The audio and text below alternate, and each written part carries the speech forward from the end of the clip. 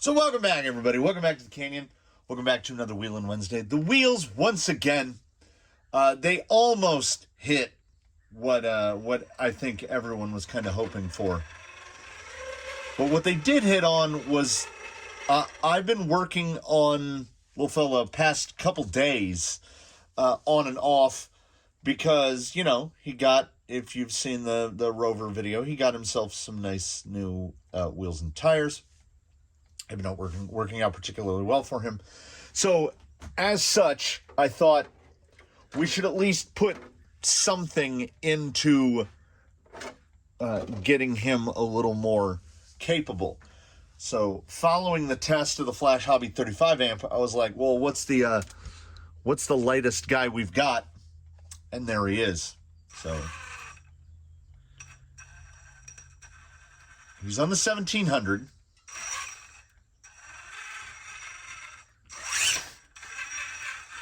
The smoothness feels okay. The gearing reduction on an MST CMX is almost non-existent. Like, there's so little. Like, honestly, I want to say at the wheel, it might be 4-to-1, 4 revolutions of the spur to get 1 revolution of the tire. It's really crazy how little gear reduction there is here. He's geared 1696. So what you have in issue terms, in terms of this is potentially or realistically a problem, is so we've got a ton of gear reduction between the spur and pinion, because it's really the only place we can get any gear reduction. I feel like the reduction inside the gearbox, despite it being a typical 3-gear, maybe 2-to-1. So we have to gear way down at spur and pinion to try to get us any sort of gear reduction. But then we lose wheel speed. So he does not have a ton of wheel speed, but if you gear him any higher, if you put a bigger pinion in there, etc., he just rolls away. So, once again, this goes back to when I introduced little fella, the RTR that is not an RTR. There's a lot of problems. Another problem is, had I my way, he would sit right about there instead of right there. But those are the softest option springs that I can find for a 70mm shock to fit these. Do I have softer springs for other shocks? Sure. Do I have anything that's going to fit those shocks? No. Do I have anything that fits his OE shocks? No. And the OE shocks, he was up here, like as high as it would go. And then I have cut the body mounts as much as possible to try to get this down lower. But you just can't. Like, it needs to go that much lower. But when you lower it down that much, the body gets even significantly louder as it just bangs off of the front and rear bumpers. So as I said, I was tinkering. The biggest complaint about this vehicle in its entirety are the option MST, TC70 shocks, which are a poster child for how not to engineer a shock. They have a 6.5mm bore, which is very small because they have to be, they went full coilover. If they went to a short spring at the bottom, they could have made the bodies bigger, gotten us to at least like a 7mm bore, 8mm bore. So you have a 6.5mm bore, and then the pistons are slotted on the outside, 3 slots, which you would think would pass some oil. Yeah, I would say I've gone to probably close into the neighborhood of overdamped. Running 7,000 CST. They don't damp at all with less than 3,000 CST. Like, even if you put some like 80 weight in there, which is 1,000 CST, it's like you just filled them with water. There's no damping at all. It just bounces around. So we're doing a little bit of an experiment here with it overdamped to see how it was, because he was originally on 3,000, and I don't want to say that he had leaked most of his oil out. What I am saying is that the design of the shock with the slots in the pistons, you get no damping until you're up around 3,000 weight. But the problem is, because the bore is so small, the shocks experience a lot of cavitation. They're aeration shocks, emulsion shocks, and they don't really work, because for the piston to slide through, also we've got a 6.5. The inner bore is between 6.5 and 6.52 millimeters, and the fattest spot I found on any piston was 6.47. So you've got slop. The shafts will wiggle back and forth. And the ability for the shaft to wiggle back and forth makes the seals not be able to work, because they have side loads on them, and the seals don't want to have side loads. So it's not that they leak the oil out, it's that the design of the shock, much like how a Traxxas GTS, how the cap screws into the inside of the body, so you have a big chunk of plastic going down inside. But a GTS has a bleeding slot in the cap, so you just screw the cap on halfway, cycle the shock up, and it presses any excess oil out. These have no bleed screws, no bleed holes, no bleed slots, no nothing. So what you have to do is you have to get oil all over yourself and everything as you try to fill them, and then press some air out, press some oil out, press some air out, press some oil out, until you can finally get the cap all the way in to where it's not hydro-locking, whatever the hydro-lock term is with oil. It's not, I guess it would be hydraulically locking the shocks to where you can't cycle the shaft all the way in. These are set to where I can go all the way down, but what happens is, hear this? That's not the suspension. What that is cavitation. So there are air bubbles in an emulsion shock, but because this oil that we have to run is so thick, it can't really distribute. So it's almost like there's one big air bubble, and the shaft is trying to punch through it. This has gotten pretty good, because the only thing that the shock has running in its advantage is that inside the cap, in the top of the shock, there's like a little cone shape with a little, sort of like a reservoir. So what happens is the air bubble, if an air bubble is not emulsed into the oil, the air bubble can get up at the top, and then the piston can't reach it because the shock body is so big. So this rear shock is really well emulsed. The front shocks, not so much. They kind of settle in over time, which is not super great. It's not a shock design that I like. They're really annoying to assemble. And of all the option springs, these were far and away the lightest. The others are so stiff. It's one of those things like RC four-wheel drive shocks. What are those springs for? Like, do they expect this vehicle to weigh like 15 pounds? Because I have no idea. Maybe on a cantilever, they're throwing some, like if you're putting a cantilever on, you can use a spring that heavy.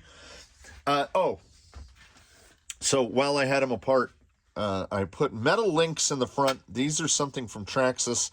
These are 73 millimeter factory teams. They have the exact perfect length. It did not alter his wheelbase at all. They stayed exactly where they're supposed to stay. Everything is shoehorned away. His wiring is pretty clean. That is another added to the list, another brushed system out. The Canyon is currently sitting at 2 brushed systems still installed in vehicles. See if you can guess which ones they are. So 2 of 24, 1/12, 8% of Canyon vehicles are brushed now. And Outrunners are starting to catch up and run away.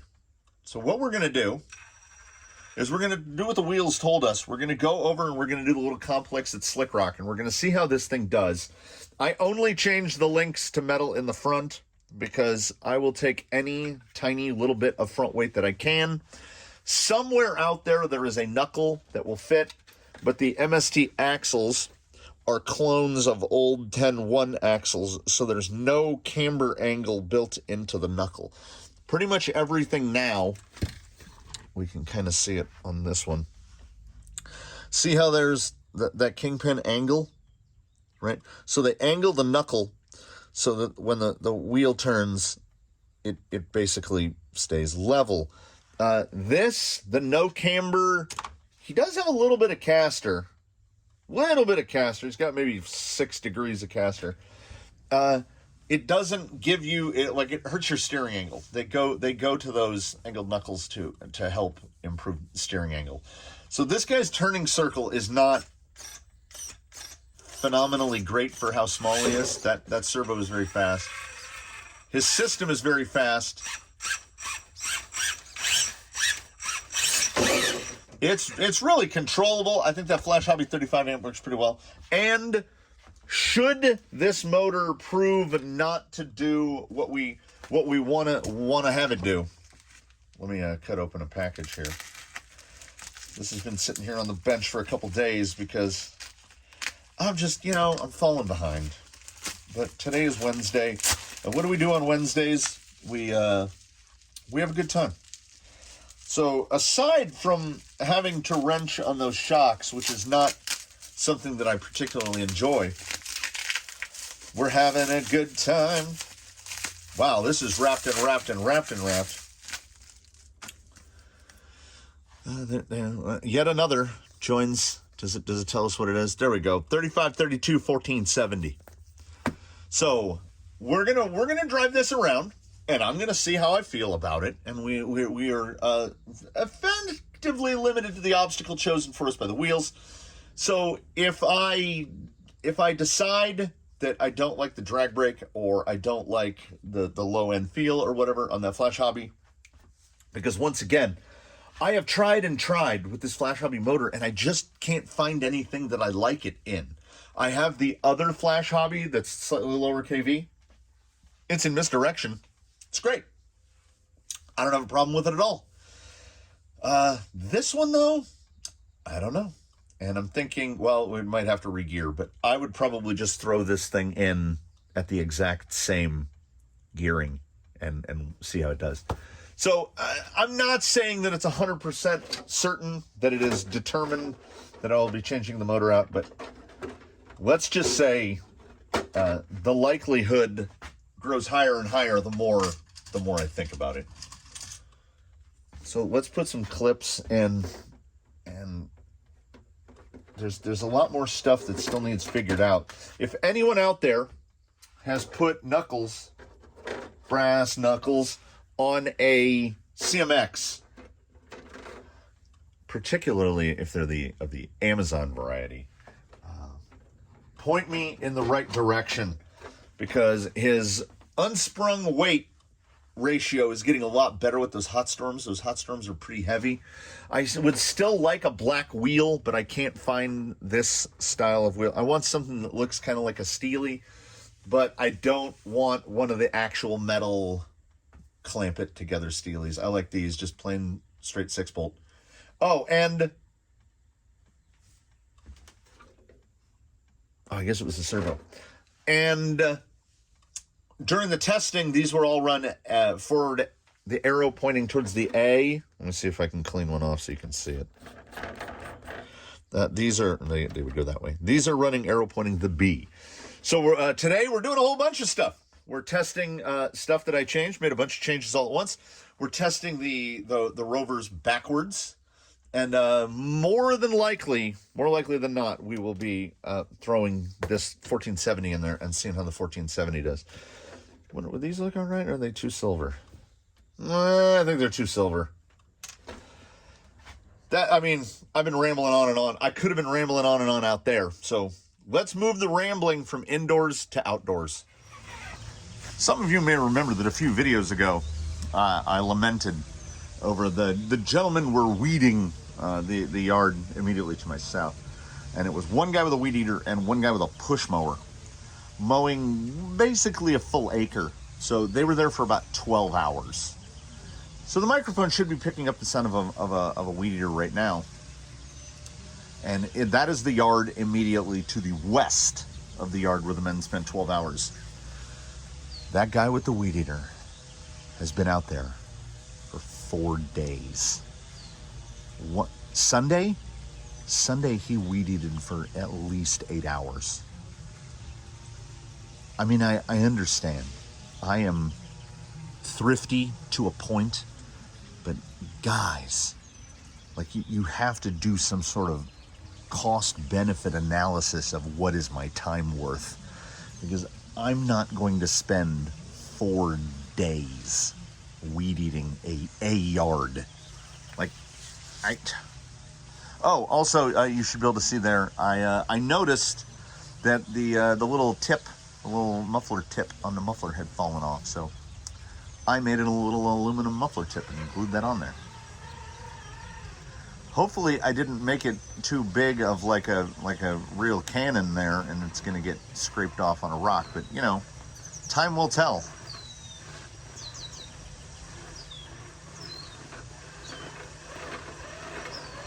Do I actually notice the difference between B forward, A forward? I might. Yeah, see, something about that 17, and again, there's no gear reduction here. That is a very slow rollback, but optimally it should be no rollback because this thing is super light. We're gonna skirt around here. I want to see. I feel like A forward has more drive than B forward, and like it looks almost cosmetic, the difference between the two.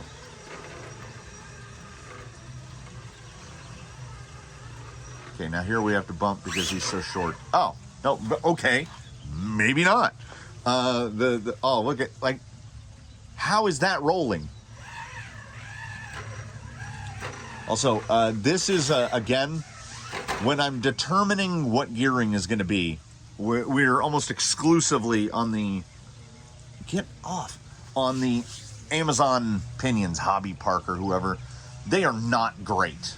I do not recommend running them for extended periods of time. They don't sound good. I think he's 48 pitch. I think they're 48 pitch-ish, right? Like they're not, like the tooth cut isn't quite perfect, but okay. I really don't know what his final gearing is going to be. I don't think I have any chance of getting rid of that 96 tooth. Though, oh, these tires are pretty great. We're going to stay into it here. I'm going to stay into it. I want to see if it's possible. Yeah, like if I could lower those shocks down just the littlest bit, I think it would really help. He's not getting a lot of body lean. I'm feeling the performance getting a little better and better because I think the shocks are trying to distribute their air bubbles. Yeah, I think the only way is to bump it up. Bump it up. Oh boy. Yeah, I already, the transition to reverse, very, very zoomy, and as per usual, there's nothing I can do about it. GT5, I can't see myself rushing out to buy an RC4 for a little fella. The throttle curve would definitely be nice.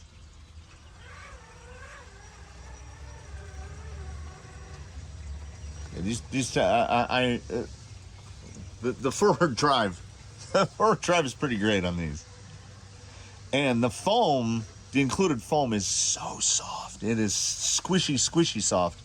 But I get the feeling that these tires rely on it a good bit, a fair bit.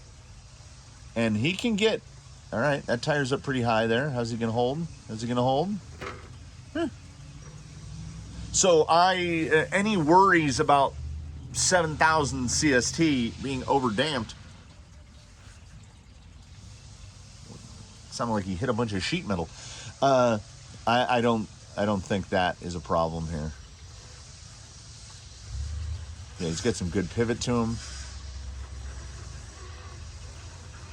Oh, can we? Yeah. Okay. I think I like B better. Well, you never know until you know. Let's drive out of frame here. Makes for good content. I guess we can. Let's try this. We can recenter. Oh, look at the glory of all my pond cleaning equipment. There we go. Okay, that axle's in. I got to get more this way. So even with the overall lack of steering angle, like he's not getting 50 degrees or anything. These tires will cut a pretty mean circle. Yeah, these tires are great. If only we could go back in time and tell the people at Hot Bodies /HPI, I see where this is going, to make an actual, these tires, this exact tire, that thing right there, in a 465 would be wow. Like, wow. I would recommend them to everyone.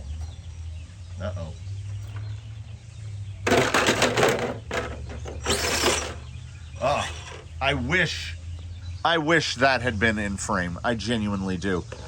That self-right was chef's kiss. Just the tiniest, well, he's gonna roll over again. It's what he do. Yeah, but like, all right.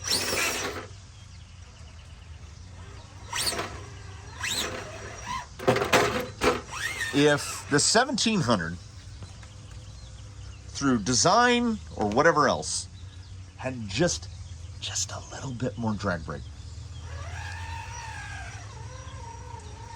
we would be there.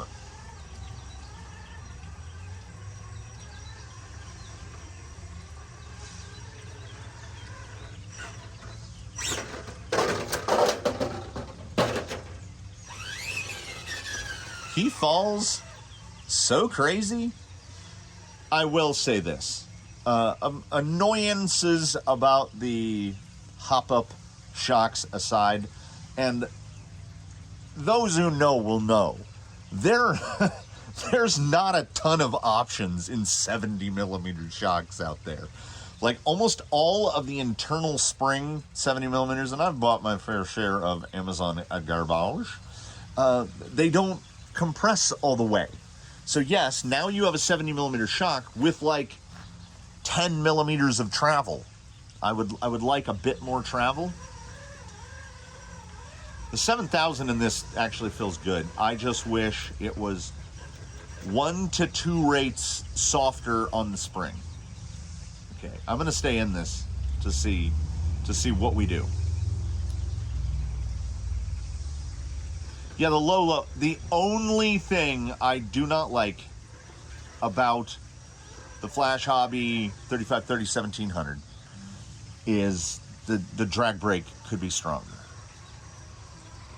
And also, yes, obviously, it has occurred to me, I put all my electronics and my battery in one spot, the battery tray, and this thing insanely has a battery tray designed to fit a 2S hardcase LiPo.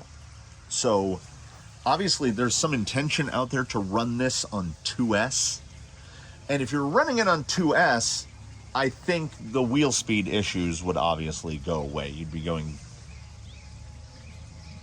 help me out here, 33% slower or 50% slower? 33% slower, 33% slower.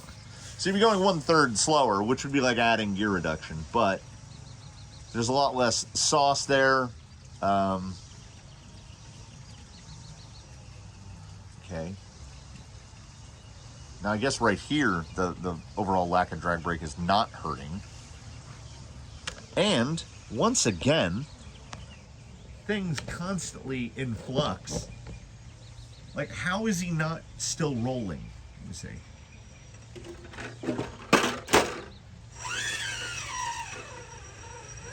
Yeah, that increase, removing Amazon 155s and going to Hotstorm 1.9s, the tires are fantastic, but I think that that big chunk of added unsprung weight is making a huge difference.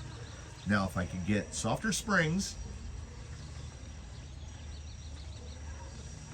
and more drag rate. Let's try to sidle this here. I want to see if that rear can pull right there. I'll pivot. Oh, we're notched up right on the sliders.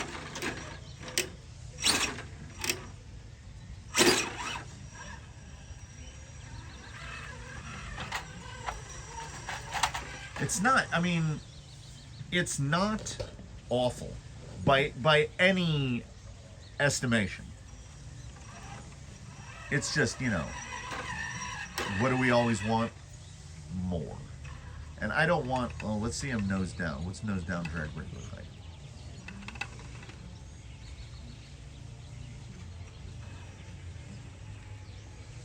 Ooh. Not great. not great at all.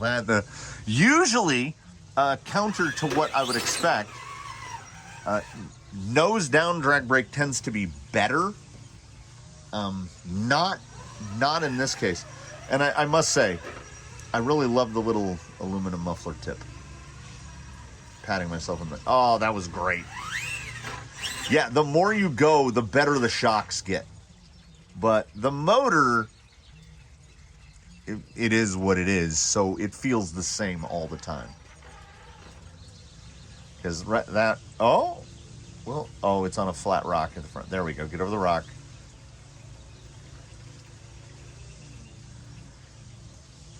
Yeah, that is a no for, I thought he was honestly going to roll all the way out onto the flat. That is a no from me, dog. So I am gonna power this off right here. I'm gonna drive back. I'm gonna install that 3532, and then we're gonna get to see what that looks like. Oh, everyone out there, cross your fingers for me, because I got my fingers crossed. Go away, flying things. I got high hopes. So at least from the drive back, I am happy to report that the wheel speed for the 1470 feels perfect. It's just above walking pace, probably high threes, just under 4. Also, super quiet. Gear mesh was fine before. There's only one important thing.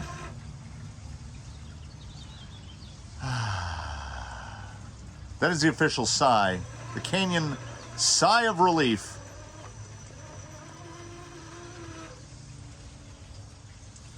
Look at that. That's actually the suspension settling because of that 7000 CST.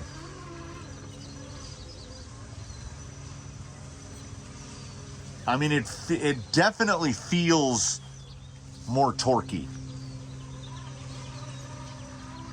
I guess where we've arrived, intentionally or otherwise,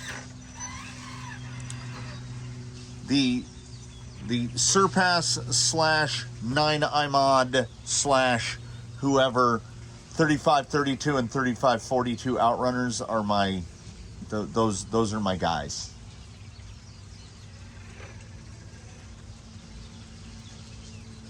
Yeah, that control feels really good.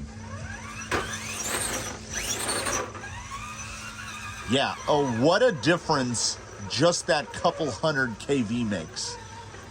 It feels so much better. There's a real responsiveness, and it got that little bit slower, which I guess I needed. And that one we caught on camera. The tire has the perfect amount of hang out over the rim, so you can, the self-right is, he's really up there. And here, not a raking thought, but a Wheelin Wednesday thought. That is definitely going to have to be one of the categories in Crawlympics, is self-righting ability. I can already see, because self-righting ability is something that is not dependent on your ability to crawl. So I get the feeling there are going to be a lot of rigs that don't do well in that particular thing. But little fella here is now one of the best. I'm trying to go straight over the beam here.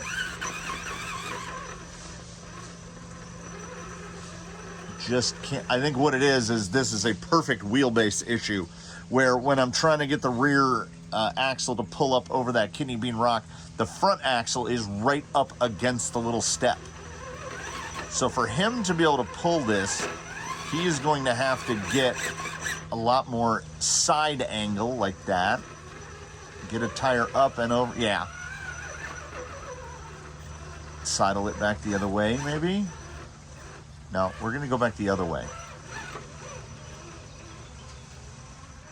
Oh, yeah. I love the low speed in this motor. I'm still apparently the sub 2000 kV outrunner guy. 3S or 4S.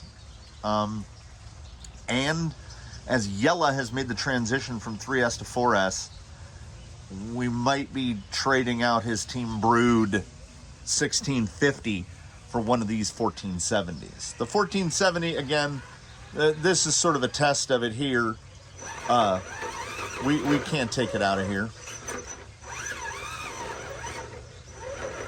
It is precisely where I want to be. Okay, let me hit right here.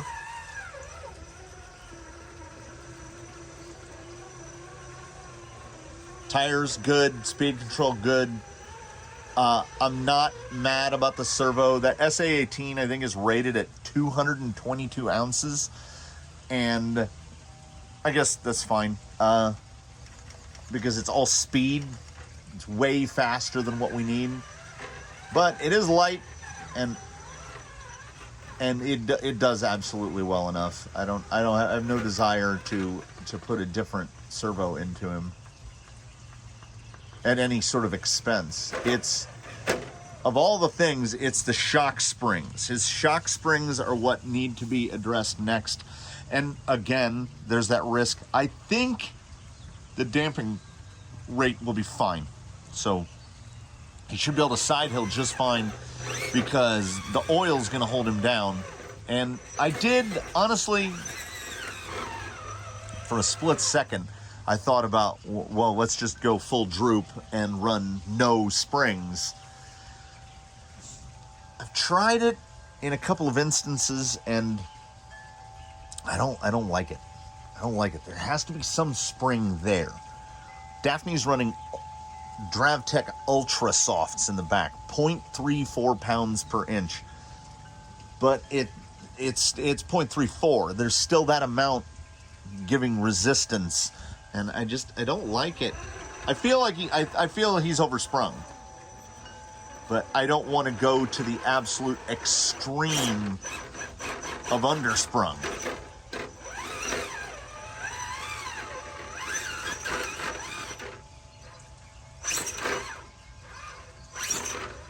Yeah, I really. So, tires in B forward versus A forward, I like. I think A, honestly, I think has a little bit more forward drive, but I think B is more. Oh, there's a thought. In one of these future, when I'm getting them out here at some time in the future, we're going to have to try like A forward in the front, B forward in the rear, right? Try a mix there. Little fella is definitely coming along. He is definitely a vast improvement. Let's not talk about how he came as an RTR. He is in an incomparable state. He came with some MST, I think they were 90 millimeter tires that didn't even have foams in them. They were real bad. And we went a good while trying to, and I know, how do I know it's been a good while? His battery strap is a big O-ring. It's actually pretty clever, a big O-ring that goes onto two tabs on the battery tray. The UV, UV, ozone damage, whatever, just the gassing out of the rubber, that is disintegrating.